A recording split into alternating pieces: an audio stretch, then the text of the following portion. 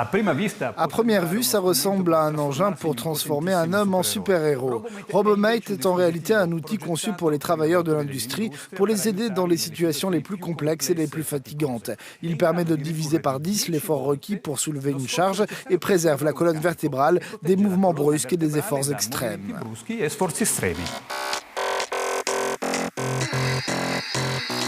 Nul besoin de devenir un cyborg pour garantir la sécurité dans le maniement du matériel. Cependant, cette opération est à l'origine de blessures courantes. Plus de 25% des Européens souffrent de mal de dos sur leur lieu de travail.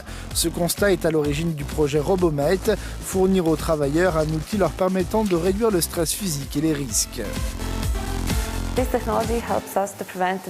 Cette technologie nous permet d'avancer dans plusieurs directions tout au long de la journée.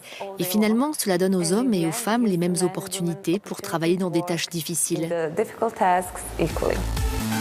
12 partenaires de 7 pays européens ont rejoint ce projet financé par l'UE, principalement orienté vers les applications industrielles.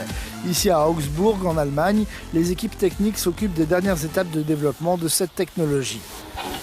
Robomate a été développé pour aider les travailleurs dans l'industrie à porter des charges lourdes. Par exemple, cette boîte lourde. Avec Robomate, aucun problème.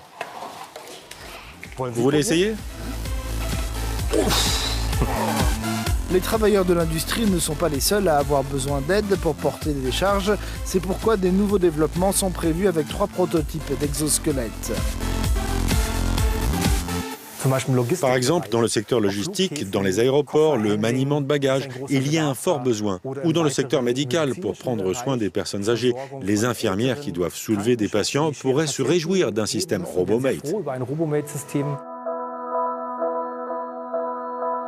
L'Institut italien de technologie de Gênes en Italie s'est occupé d'améliorer le prototype final du module de tronc Robomate dans 3 domaines, le confort, le poids et le contrôle des mouvements. En fait, rien ne sert d'avoir des bras plus forts pour l'opérateur s'il ne peut manier facilement la charge et disposer d'un appareil confortable, même après plusieurs heures de travail.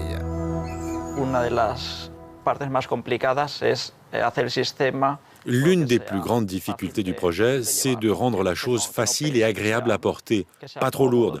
De cette manière, l'utilisateur sera satisfait et il sentira combien l'exosquelette est utile. Pour bénéficier d'un exosquelette plus léger, les développeurs ont travaillé sur plusieurs points et plusieurs composants, structure principale, batterie, moteur. Ils ont même été inspirés par la tradition.